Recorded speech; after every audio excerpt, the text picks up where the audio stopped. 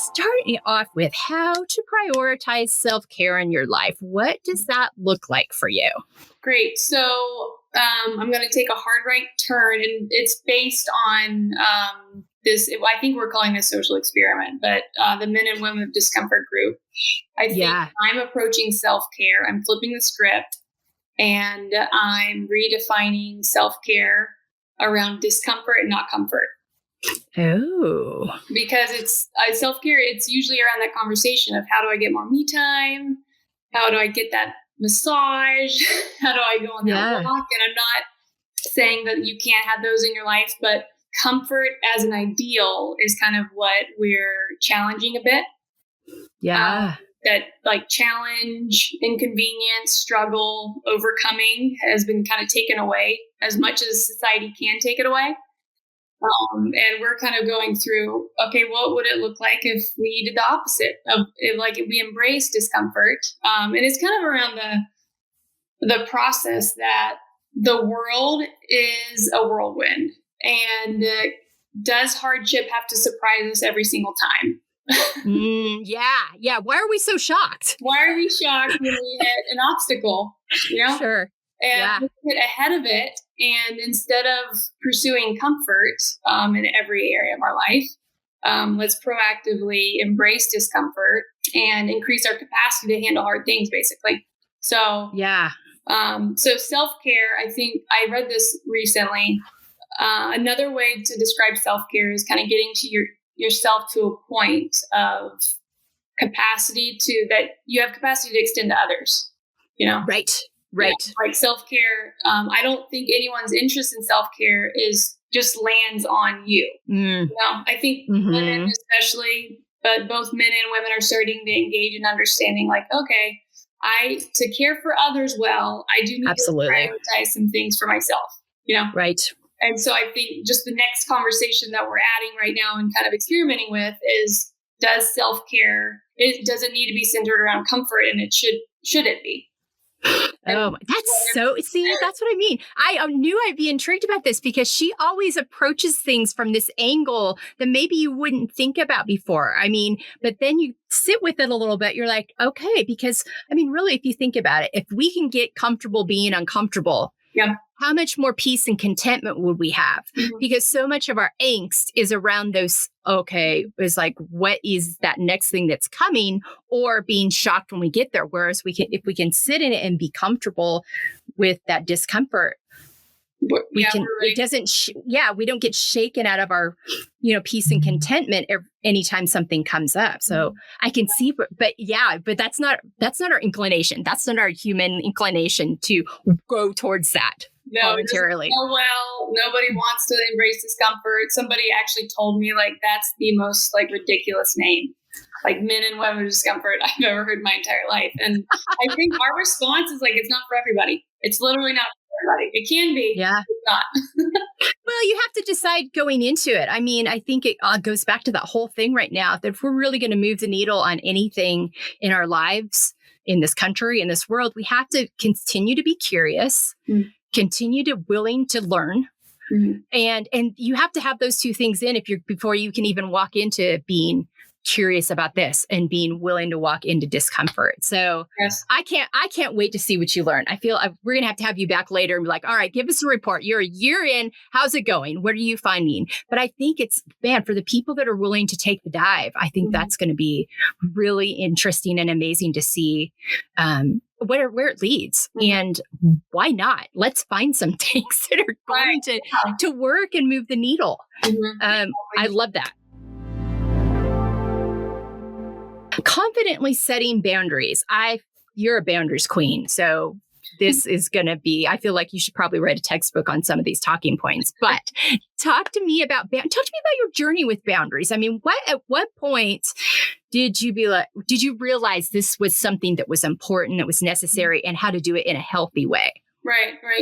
Well, I think, so the tension that I think I started holding when I started So many people gave me that book, Boundaries. And to be honest, I Yes. don't think I read it. I don't know. There's just something about figuring it out for myself, and as a Christian, figuring out what God has to say about boundaries. Because I saw a stint that like a vast majority of people were going to the direction of like idolizing individualism. I don't even know if that's a word. I just made it up, and I think it lands. I think it sounds good. It sounds like a word. I just made it up. Yeah. People, context, we're smart people here. We're grown up. Realizing like, okay, let's take a step back and figure out what's the bigger picture here. And it comes back to, we'll get to values, I think, later on in the conversation. But I think that I recognize, okay, boundaries, I think, increases with age, as long as your self-awareness is increasing along with your aging process. You know? So the boundaries that I have set right now look vastly different than 10 years ago. And Absolutely. I think I had the foresight, or thank God that he gave me the foresight that, okay, there's a tension between knowing your values. You know, there's some baseline values that we've got, even in high school, okay? Sure. Despite you don't quite know your why or your values quite yet, but you understand like, okay, I'm committed to learning and not getting in trouble. Let's just start there. We're not going to make dumb decisions here. We're going to live, to actually my current team has a value, make your mom proud. And it kind of like summarizes all those values, like integrity, stay away from drugs, don't drink too much, those kinds of like baseline values. Sure. Once we get past that, there's like, deeper values where you're motivated when you wake up and excited to step into what you're doing, even if it's uncomfortable. And so let's say 10 years ago, if I had just swung to the side of like, know who I am and my values, everything else is no, there wouldn't have been this open mindset that I had. So it's this tension of like, okay, I'm clear in my values and this is what I say yes to. And then I've got an open set of margin in my life that I get to say yes to things that I'm not quite sure about. Right. And so 10 years, so if I were to compare, what boundaries looks like now versus then, I had a lot more, like, let's say when it comes to time, a lot more time to say yes to things that might end up being a waste of my time. Yes. Yeah. Maybe. And that's just the discovery process. Like I might discover new values, and that's where the open mindset I think is important as in the boundaries conversation. And because boundaries could turn into walls really quickly. Absolutely. Absolutely. And Sierra and Tim and I had a conversation with them last fall on the podcast, and Tim has a really great word that he uses, guardrails. He's like, I didn't want to feel like I was putting this wall up. So I've got these guardrails that are like open, we can bounce off of them, but there's also room.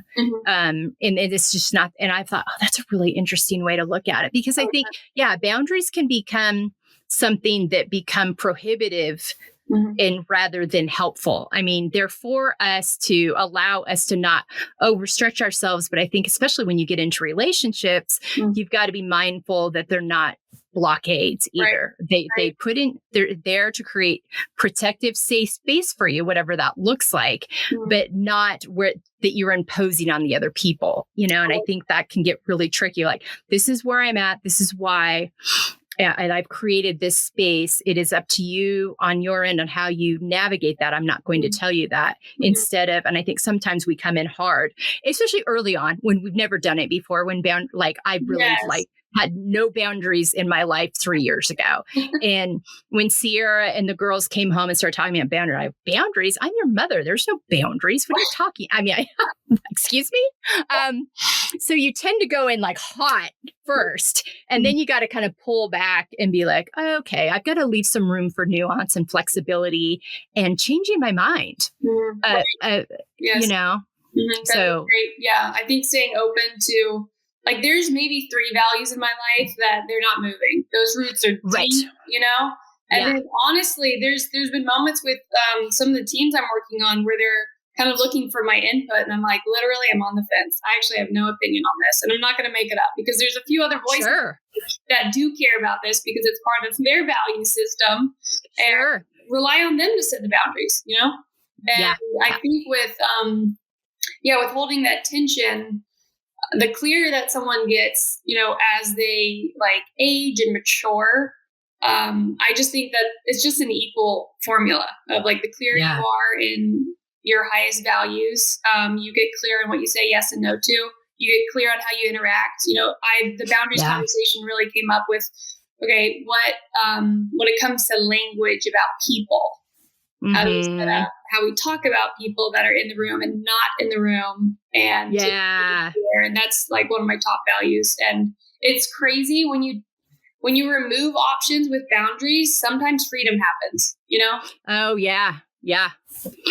When all of a sudden, okay, that's not allowed. I'm not going to say those things about that person when they're not in the room for me. That just takes that off the table. It's like, okay, all right, that's gone.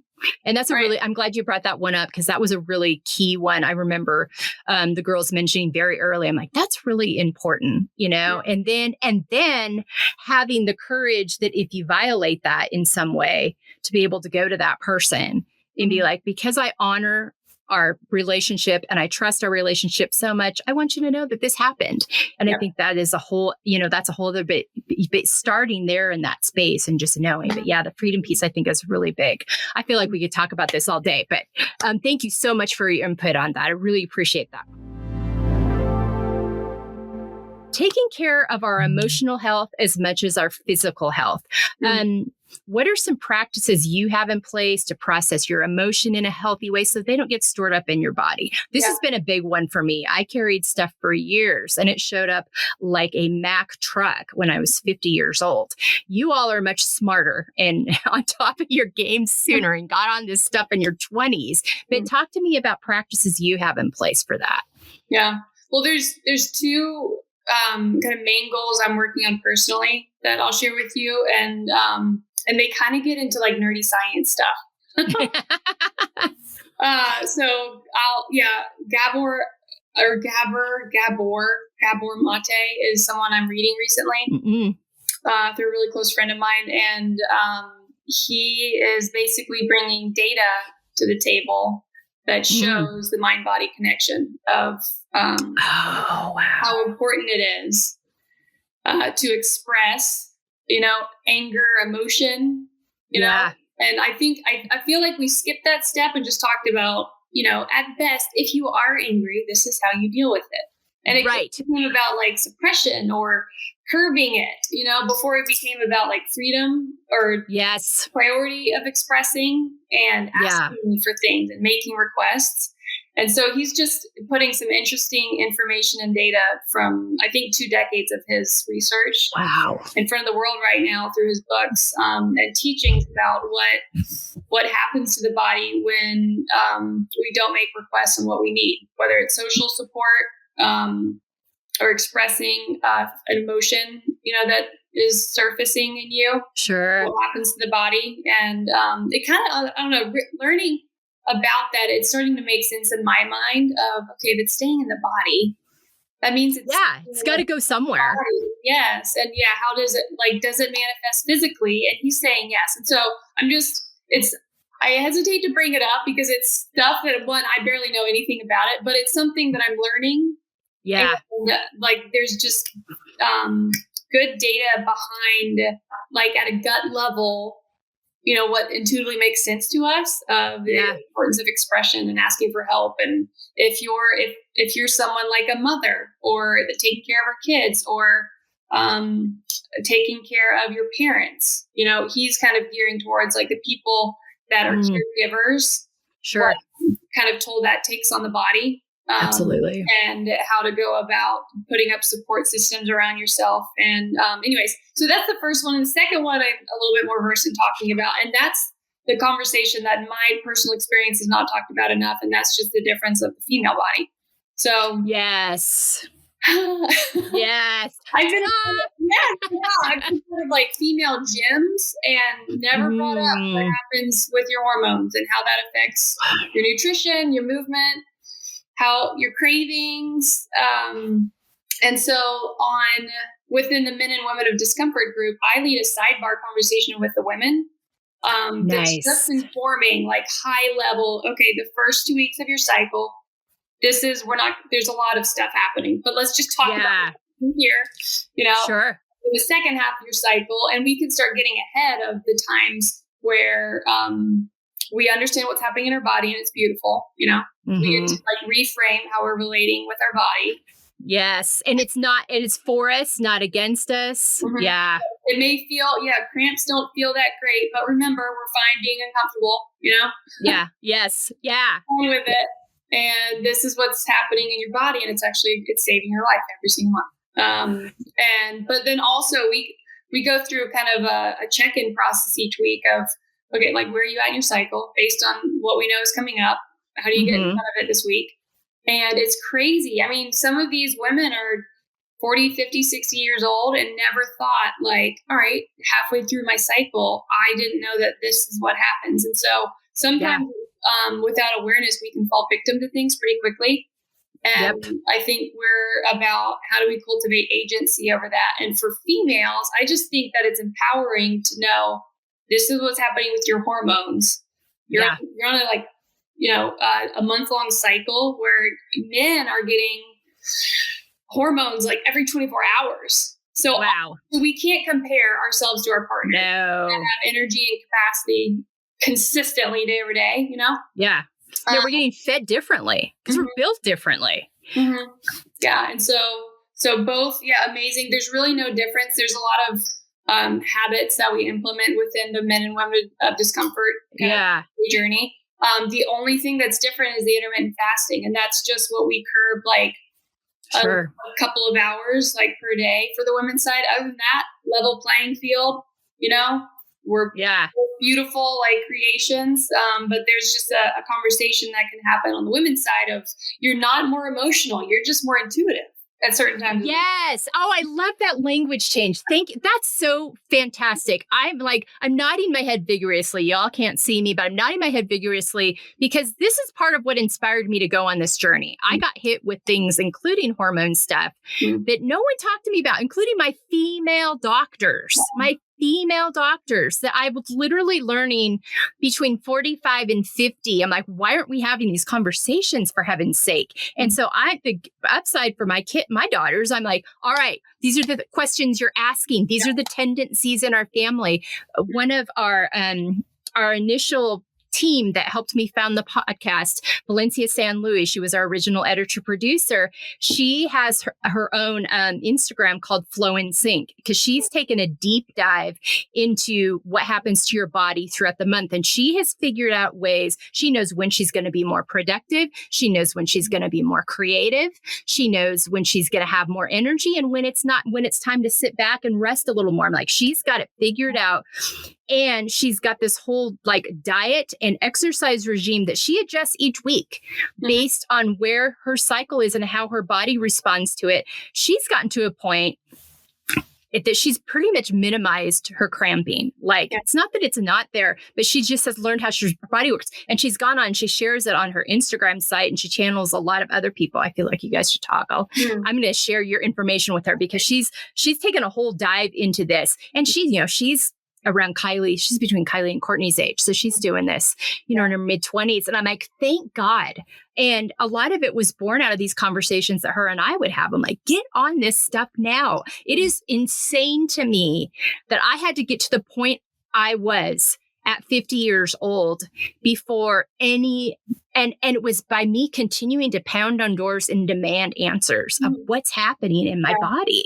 And I was, halfway through menopause before there was any kind of conversation going on about it. And I love how you turn the table on that intuitive versus emotional part. Everybody's heard about the emotional woman, and it's like, let's change the narrative here and change how we talk about these things. So you also mentioned something earlier that I think was really important in talking about anger, that we tend to get so consumed with not sitting in our anger that we don't deal with the anger. We don't, and one of the things my therapist said to me, she goes, you got to get that anger out. You can't just try to hurry up and deal with it and then get to the other side of it. It's not gone. You got to express it. And there's healthy ways to do that. So I'm really glad you brought that up too. But I love that you're having these conversations in this context because we have to normalize it. It has to be an expectation that we are doing that and that it's not considered uncomfortable or inappropriate. Right. Or, no, this is our body that was created and it was intended to not be hidden or be any kind of shame around having or embarrassment about having these very important conversations. So that's exciting. I think I've just seen too many narratives kind of written by, my female friends or people within my network that had a certain emotion, and instead of allowing the emotion to kind of point to something, Sure. like, is this like, where am I at with my hormones? Yeah. Or is there an external circumstance? And that's where I saw shame start kind of sprouting.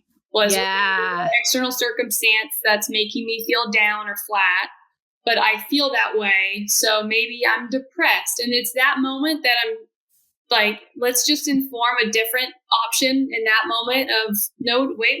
Let's not title it because it gives it power. It's just open to, there's hormones that are happening.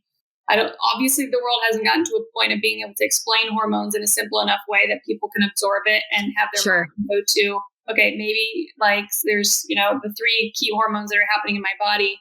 They dip all at the same time at certain points in your cycle. And so you're going to feel this and this.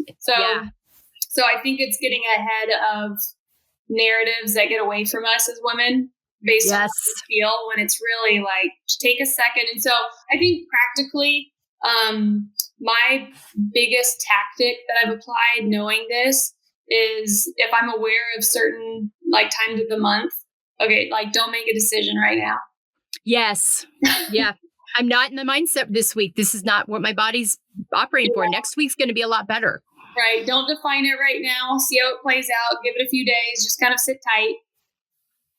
Yeah. No, I think that's great. And I think another thing too is feelings are there to let us know something's going on. Yes. And diving into that. Okay, this is, and not calling them.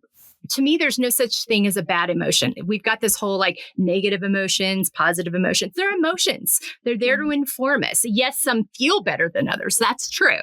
Or they feel more comfortable, not uncomfortable like we've talked about. But they're there to inform us. And so let's get to the nut of what they're trying to tell us. And then like for women, look at the week you're in. Oh, that makes sense. Now I know this about my body. That's expected and you're ready for it. You're not surprised by it. You've got tools to deal with it. So, such good stuff. So yeah, I knew you were going to have great stuff on this.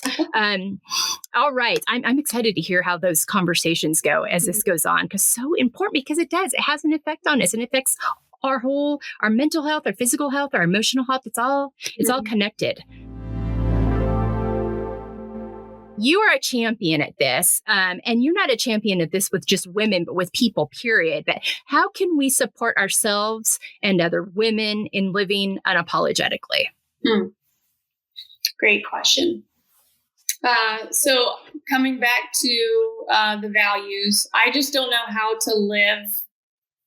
And when if I take a step back and define unapologetically, it's just owning your life. There's this new word going around, Yeah.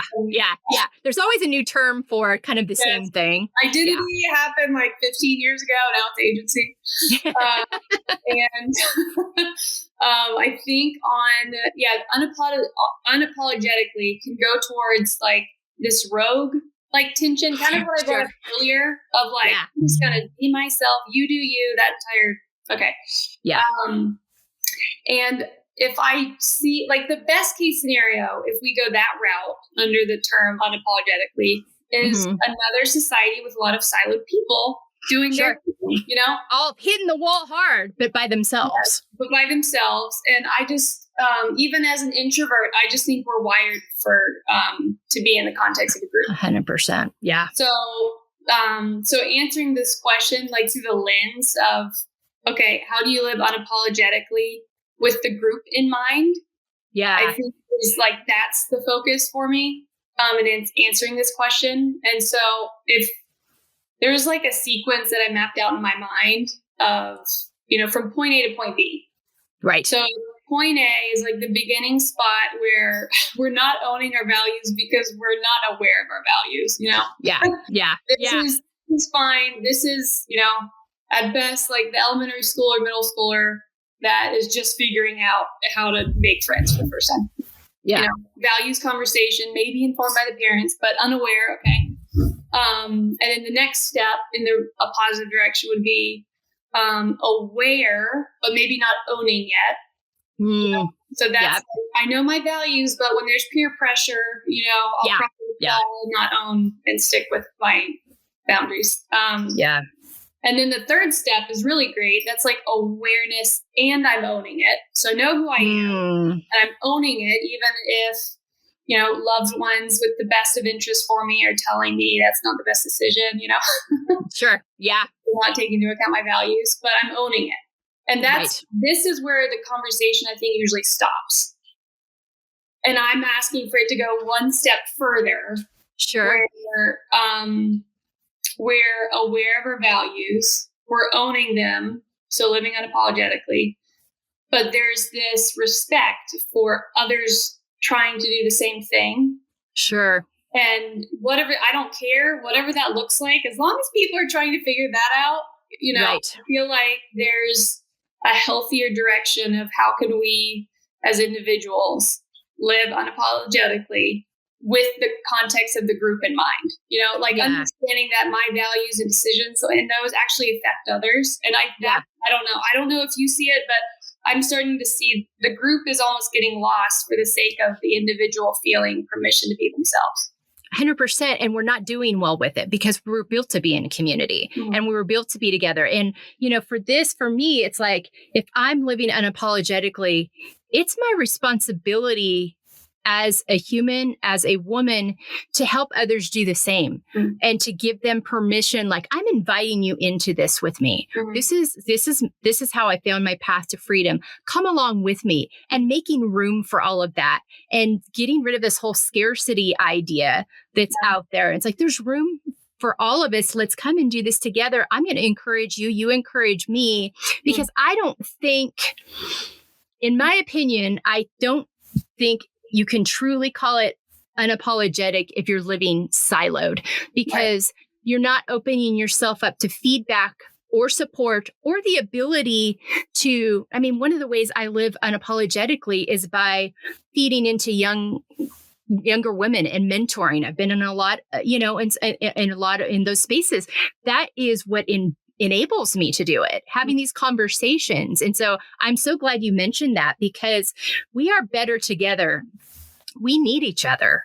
We as women in this day and age, we need each other. We cannot be fighting each other. There's enough out there trying to tell us otherwise, that if we don't do it together, we won't do it. We can't. It's not possible. So I'm really glad you brought up that silo piece, because I think that's so important as we're going into this, because you come up, and especially as a mom of 3 daughters, I came up in a very, very, very patriarchal Mormon space.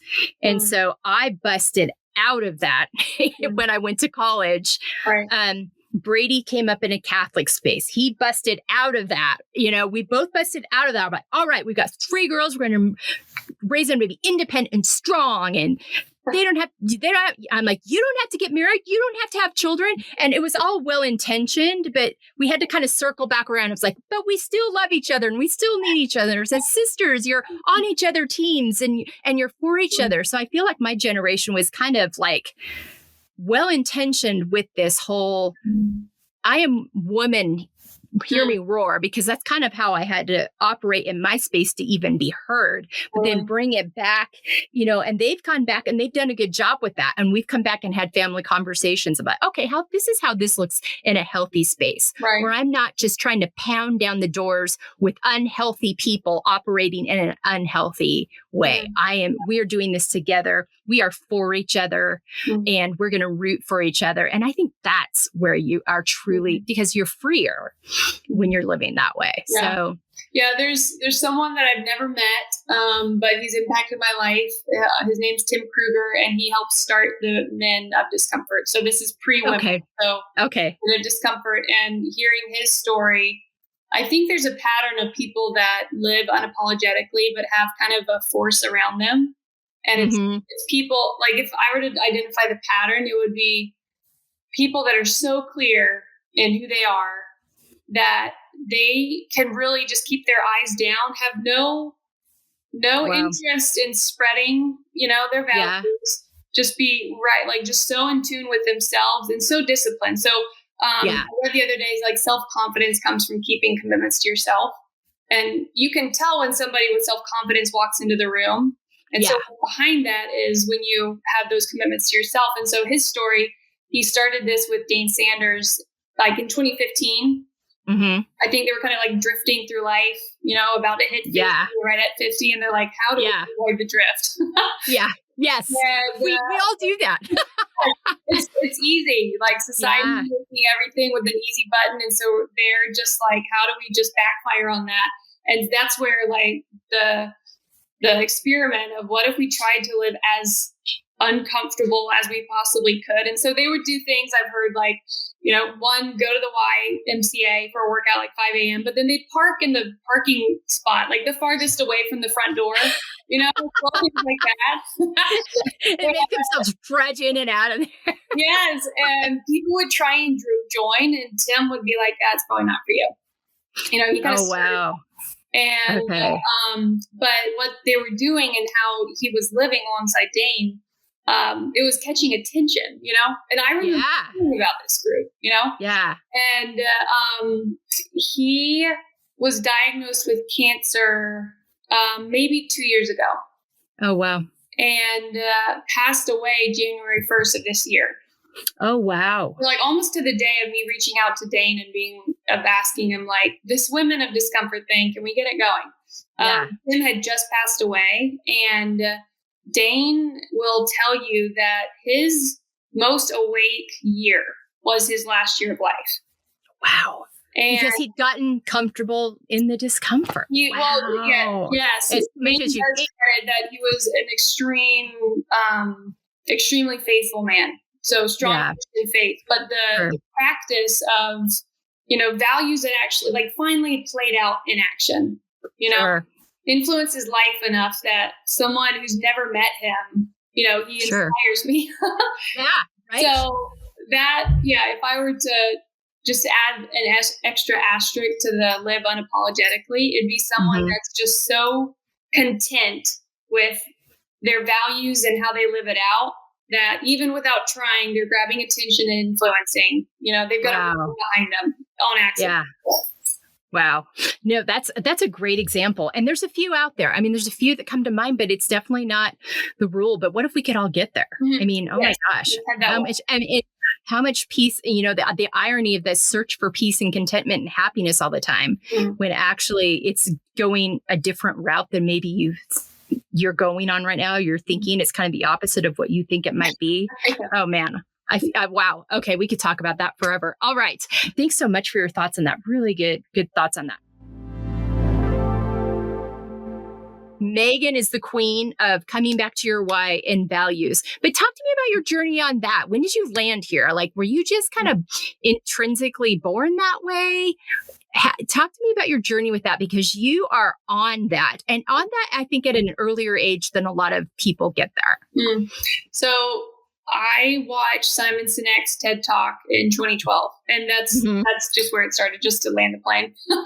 Yep. I watched that, and I had a guy named Jason Miller, mentor me through that. I was stepping into leadership for the first time, and he was so much more qualified to do the job that I had just been given. And so I remember showing up on Monday mornings. He had said like every Monday, 2 hours to help empower me to lead the department within my job.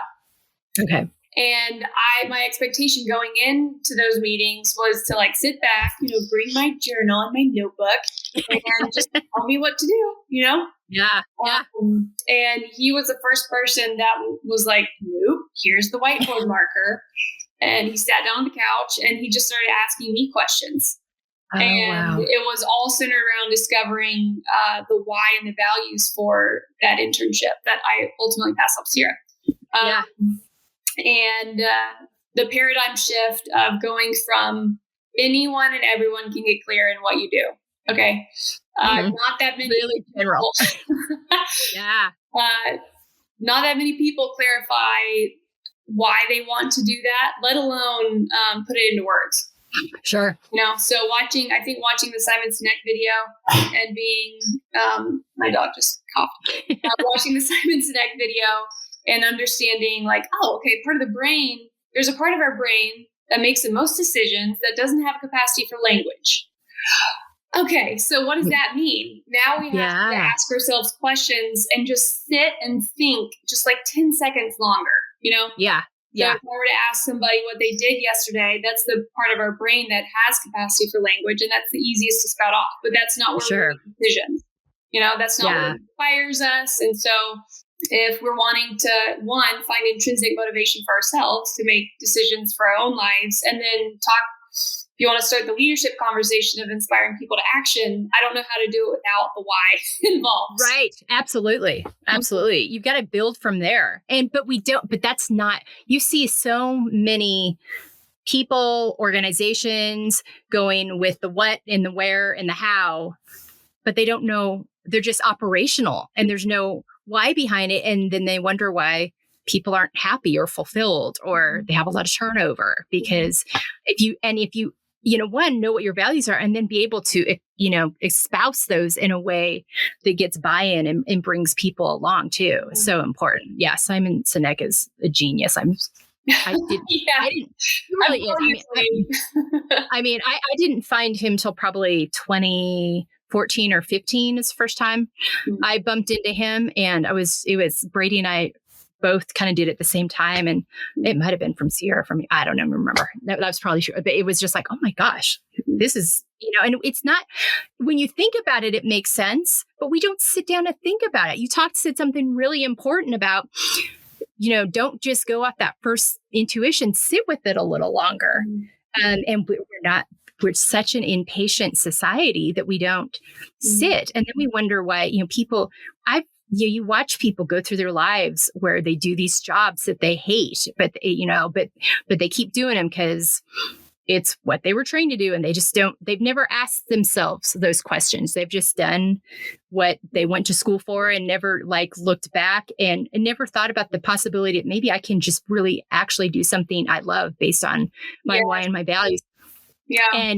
And then having the courage to not compromise on that, because I think that you can set it, but then it's following through with it. And I think you do a beautiful job of that. I'm watching my kids do a really good job of that, way better than my generation. My generation was very much we were the first ones that were really told, okay, go get your college degree. Right. We were the first ones that were kind of, okay, get the degree, find the, spouse, have the kids, do the thing. And then all of a sudden you're like 40, you're like, what am I doing? And how did I get here? And who told me this was the path, which is going to go really nicely into living out of your own expectations versus others. Another thing that I think you're really good at, that can be challenging, I think, in some of the communities that you have been in. There is a certain community or certain expectations that go within these communities, and being willing to just stick to your own expectations and not get drug along into something that it's well-intentioned a lot of times, but you have a really good scope on what's for you. And I'm going to use kind of a lighthearted example, but I think it's kind of an example. I've told you all earlier, Meghan is a lovely, lovely woman and she just kind of glows from within when you meet her. So Meghan, to her detriment, people were always trying to set Meghan up. And all the time, trying to, set Meghan. I'm like, leave that poor woman alone. I used to feel like, leave that let her live her life. She's doing amazing things. She's fine. So talk to me about living out, and that's a lighthearted example, but it's something you've had to deal with. But talk about living out of your own expectations versus others. And you have a twin. So also too, finding your identities within that, because a twin is just and you and Anna are very close, and it's kind of a natural sibling coupling, but even within that space, carving out your own identity and your own expectations. Yeah. So I think how I would answer this question is kind of taking a step back and seeing, one, how our parents raised us, that was like, all right, there's a few, obviously you're not perfect, mom and dad, but there's a few things that you really nail. And then also kind of the pattern that I'm seeing with this, I just to jump straight to the point, this like victim mindset. So let me kind of point or like tie these things together with expectations versus others. So right now, let me just talk to the kids coming out of college. Yeah. So out of love, you know, people around them will tell them how to make decisions, but they won't teach them how to make decisions, if that makes sense. Right. Okay. Yep. Okay. So what 20-year-old would know to ask themselves questions and figure out how to learn how to make decisions rather than just pleasing the people that are paying for college or, you know, if we could replace the helpful actions that surface, like, oh, I'll make that call to this company for you and set you up with a job, you know? Yeah. Well, it's the comfortable route. And Sure. I don't know who's waking up excited that they're comfortable. Which, okay, I do take that back. There's an asterisk on that, and that's for anyone who has had a chronic disease, lived in a different country, okay, have basically had like involuntary discomfort placed on their life, okay? Right. This makes sense. But I guess I'm speaking to the Americans that have grown up in mostly comfort and ease. And privileged environments, Yeah, so that empowerment, it doesn't seem like it's really happening. So it's cultivating a victim mindset of like the mindset that this is happening to me. Right. And that's like what we need to overcome when it comes to how do we live up to our expectations versus others. And I've seen a lot of 20-year-olds out of college make that decision of I need to keep up with everybody else. I need to take the easy route and get there quickly. And I'm just asking the question, there's someone in my life that I had a long conversation with this past week where I was thinking through, I was hearing from her the advice she was getting on what to pursue inside of her career. Yeah. And I'm like, okay, God, what's the better question here? And what came to me was asking her, okay, what are you the most interested in right now? Because I don't think that there's clarity when you're 20, despite it's kind of an expectation, like after college, you know exactly what you want to do. And so the question of like, what are you the most interested in right now? And how do you go all in on it? So it's keeping the ownership on her. Sure. Rather than, oh, I know someone that, likes this and I could connect you and then that could help launch you. And it's me being the hero rather than the guy. So, and then she doesn't know how to save herself. If the time comes in that, all of a sudden you get to 30, 35 people, people aren't doing that for you anymore. Right. And then, and you're like, wait a minute, I don't know how to do this. Yeah. And why is this happening to me? Like you said earlier, because why is this whole victim mindset? It's not a fun mindset to live in. And so there's another conversation that surfaced in the Men and Women Discomfort group. And so obviously there's habits that we're stacking every week that are centered around, like nutrition, so no alcohol, no sugar. That's really uncomfortable for people. And, working out. We don't tell people what to do, but it's just like move 1 hour every day, Sure. And things like breath work and cold shower. And so really good habits, but we're not coming across as like, this is the best way to live. It's basically more about how do you increase discomfort in somebody's life when you ask them to commit to something, and kind of release the, I know what's best. And so our main group, like age is the 30-year-old to 60-year-old. And so there's one specific woman, I love her to death. And she had the moment that we always want to get people to, and that's kind of the breaking moment. And she came on and she's like, I'm a grown woman. Like, who are you to tell me what I can and cannot eat? And the response was, who chose to join the group? We are not telling you to do anything. Sure. And so we're suggesting, we're giving you ideas, but you're choosing. To be a part of it. You don't have to be a part of this group. You can, if you want to. And so it kind of flipped the ownership on her to go from victim mindset, you're making me do this, Mm-hmm. to reminding her, like, you actually have more ownership on your life than you realize. You chose this, and you get to choose to stay in this another day. You get to choose it again tomorrow and the next day. And so I'm noticing, I just spoke to, the 20-year-olds right out of college, but I'm also speaking to the 50-year-olds that kind of have that similar pattern of like, life is happening to me. And so I think, all in all, to live out of our own expectations, it comes from understanding I have a lot of ownership in my life. Yeah. More than I realize. And there's some people that are like, know what's at stake and are ready to kind of dive in and own it. And there's some others that are just like, no priority. And so I guess I'm speaking to the people that understand what's at stake when it comes to understanding how much agency you have over your life at any age. Yeah. And it's a series of choices. I mean, there are things that happen to us, but even within that, there's a choice. Yes. And so it's seeing it from that choice standpoint. I think that's boy, you're right, though. There's, it's kind of crazy. This whole kids transition, they're not kids, they're 20-year-olds, so young adults. They transition out of college. And it's so interesting. The gal that I was mentoring a couple of years ago, I mentioned her earlier. She faced a lot of this when she came out of school, and she, and we had to talk through a lot. Okay, this is what your parents are telling you want to do. You don't want to do that.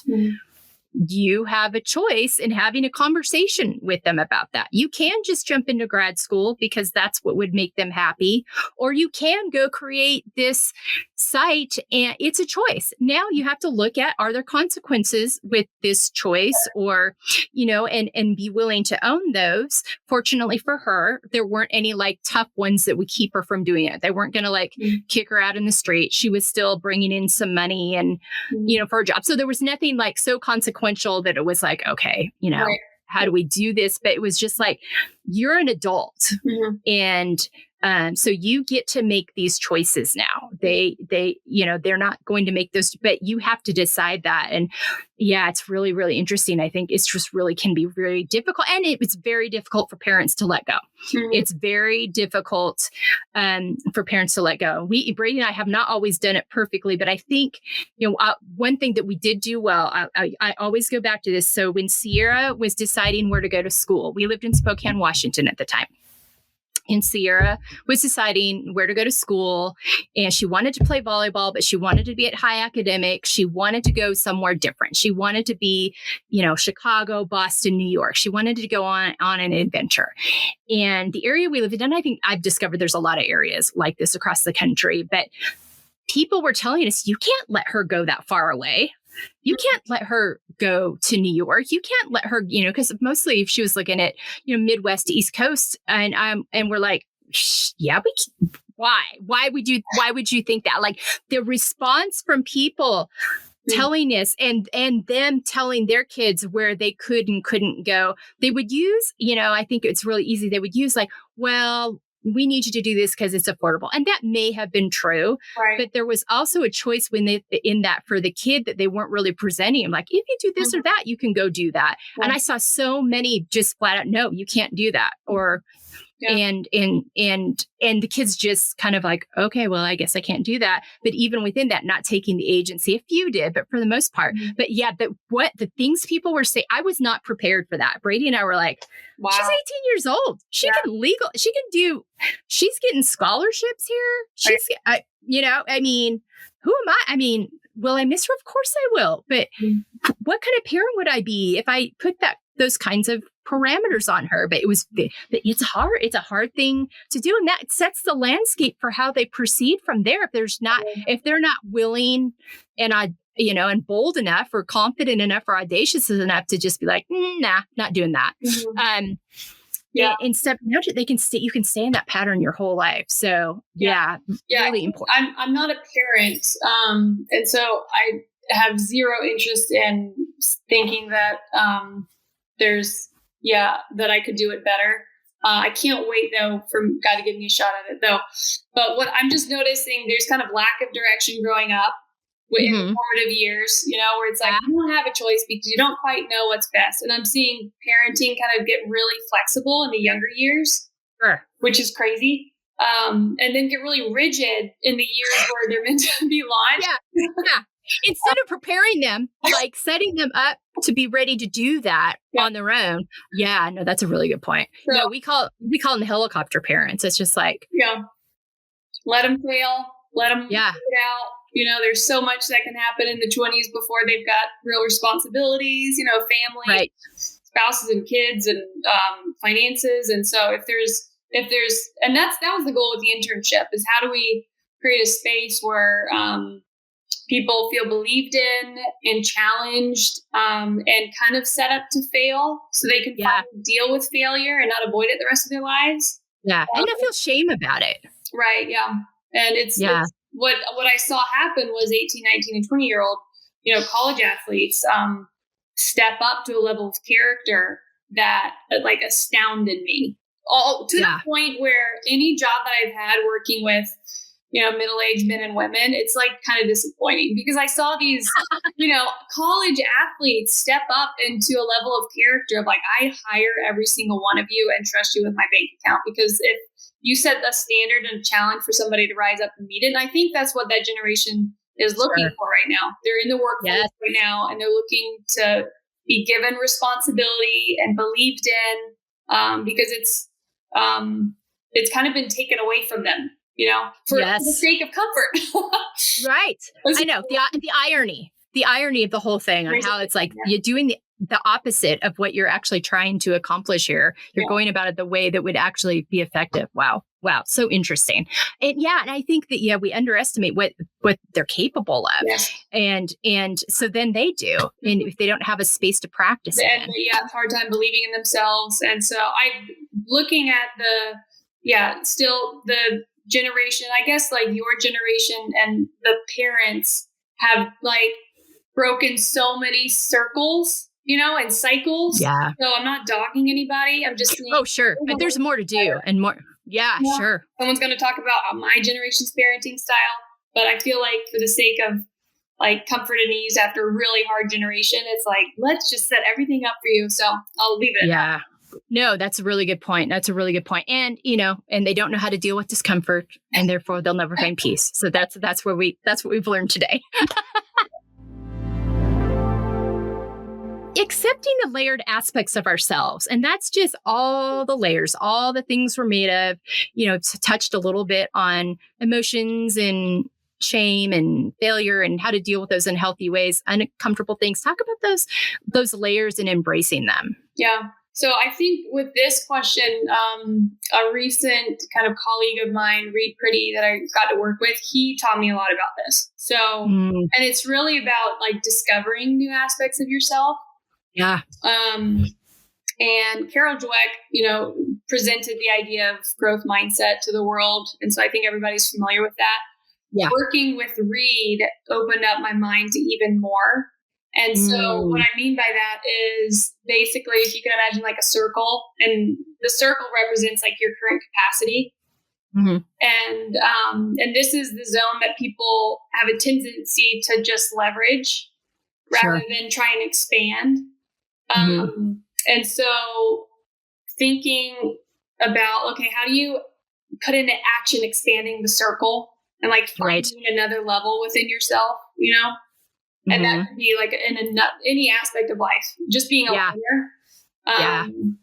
And I think I love personality tests. I love them, but I hate them because context usually isn't brought into the conversation. Sure. Yeah. As to why and how they got there and they also change. I think that it's like people will take those and they'll be like when they're 25 and like, that's how I am. And and it's like, you need to check that again. You're 45 and lots happened. A lot's happened. And I think God brings us into different seasons. 100%. Absolutely. Yeah. So I think if there wasn't a openness to understanding context and environment, and God bring you in different seasons, I would be approaching. So the season I'm in, like right now, I think at my best, I can bring clarity to leading a team and leading teams well. the Mhm. 3 roles that I'm working with right now, I'm not leading anything. I am a behind Wow. the scenes background guide person. And it's Okay. just, I think if, discovering new aspects within yourself, there's an acknowledgement that you lead in certain seasons and then you follow and serve in certain seasons, Yeah. And Yep. that's not a play on your identity or your worth. There's just something else going on. And I think it's all, if you look at patterns in the Bible, there's a pattern to what God's up to, and it's expansion all the time.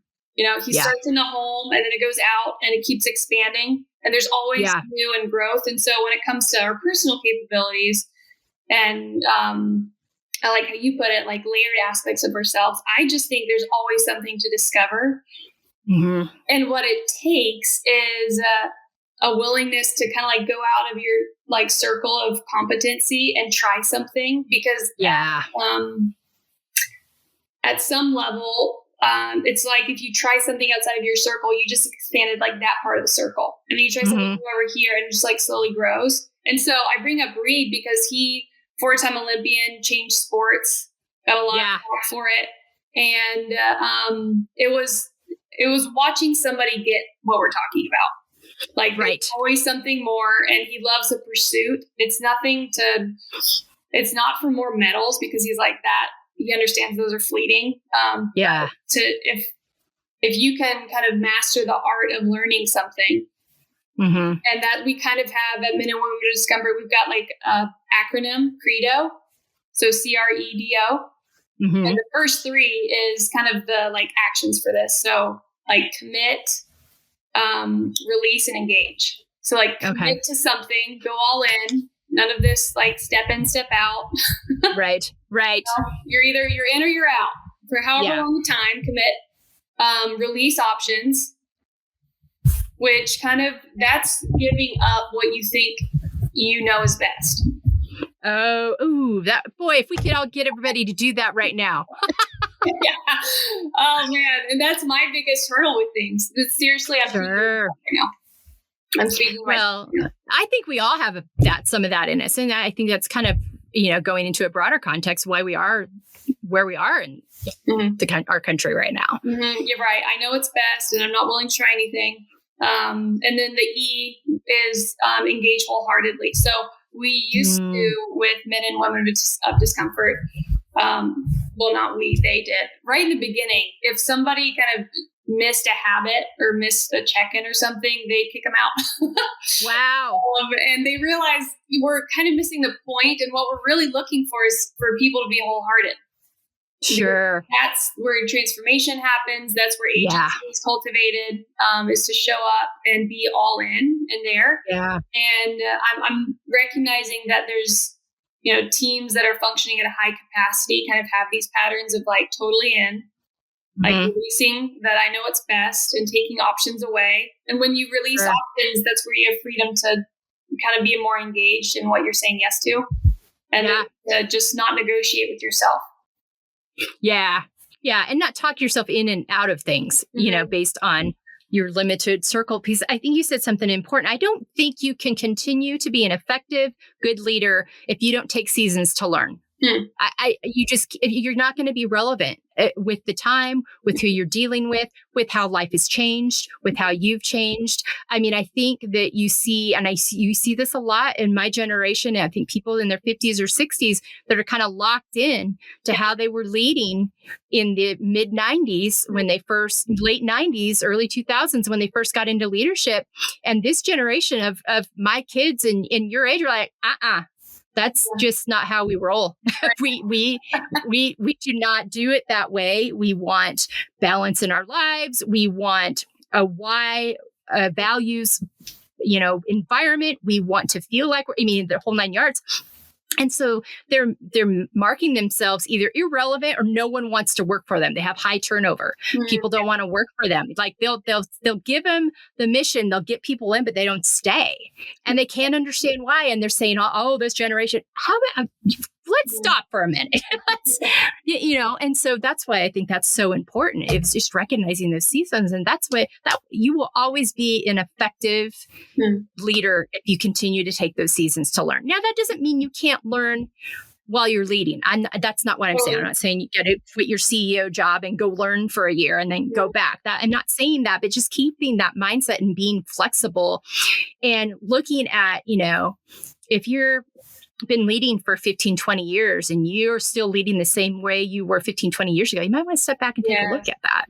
Totally. And be willing to learn. Yeah, remain a learner. I mean, that has become my mantra the last 3 to 5 years. And it's allowed me to continue to step into, I'm still learning how to live my best life. I'm 53 years old, and that will be a process until it's my time to go. And I think sometimes people get to a certain space and age and they just refuse to take in any more information. I am what I am, and I'm not going to be any different. And it's like, that's what kind of life is, okay, you might be comfortable, but do you wake up with a lot of energy every day? Are you curious about what's happening in the world?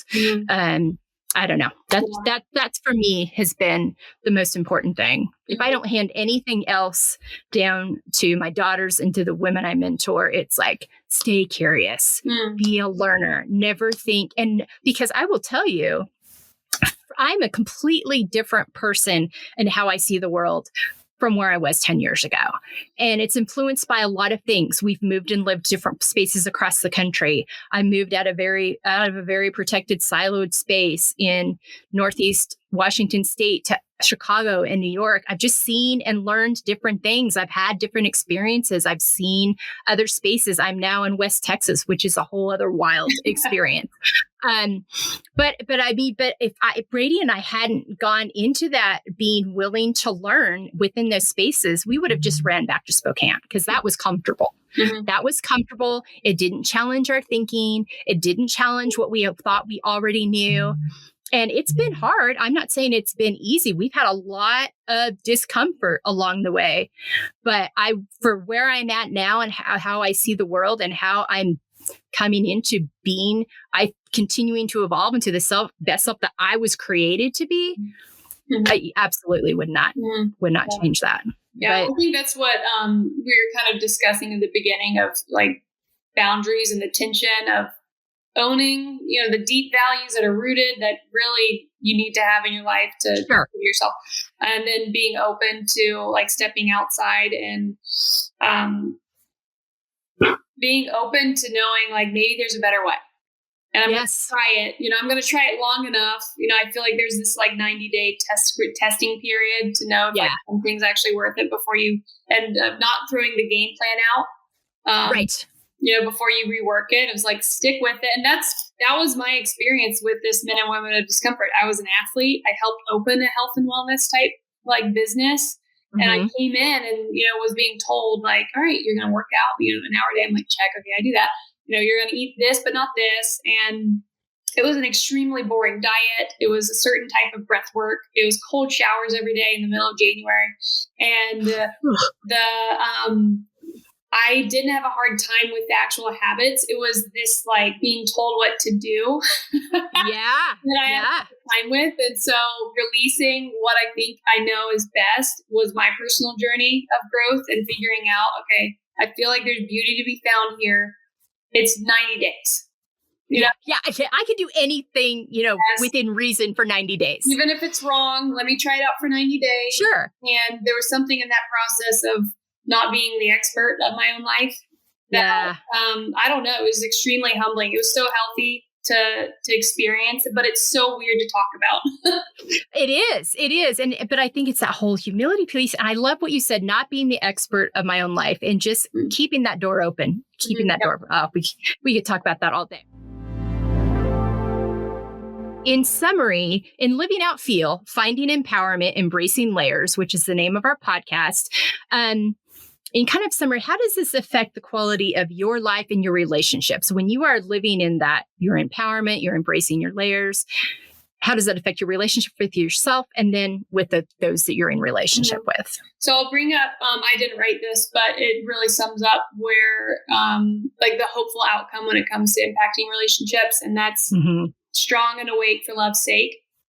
So like strong when it comes to understanding life has storms and we could actually really proactively get ready for them. Where I think Anti-Fragile is a book that a lot of people reference in this kind of conversation of being rigid but flexible.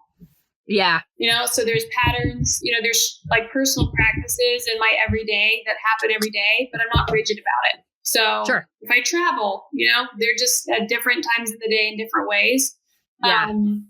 But remaining like disciplined and committed to that. And so strong, I think that's how kind of strong applies to me. And then awake is an awareness of being able to walk in the room and I'm set because there's been a self-discipline and commitment I've kept to myself that I have a capacity to think of others. And what's crazy, there's so many stories. I wish I could like share with you the stories of like awakeness that have happened in the Men and Women of Discomfort group. It's like teachers that had the capacity to like basically be a first responder on site at a crisis that happened at the school before the first responders actually got there.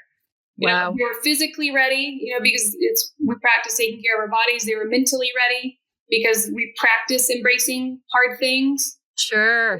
And so that awakeness there, and then it's all for love's sake. It's not being strong and awake for yourself. It's being able to be present and there for people that you know and that you don't know. Yeah, the greater community. Mm-hmm. Oh, I love that. That's so good. I've written all these things down. I'm like, oh, these are great. These are going to be great notes. We're down to our rapid fire. Name 5 activities that nourish you. So there's when I was talking about the 5 the things that happen every day for me. Yeah, there's 5. It's quiet, going on a walk, connecting with somebody, like deep connection, not just like a Zoom call with a colleague. Deep connection. Sure. Some kind of working out where I'm challenging my body physically, and then showering. There's something about like show up, get your hair ready, put yourself together. And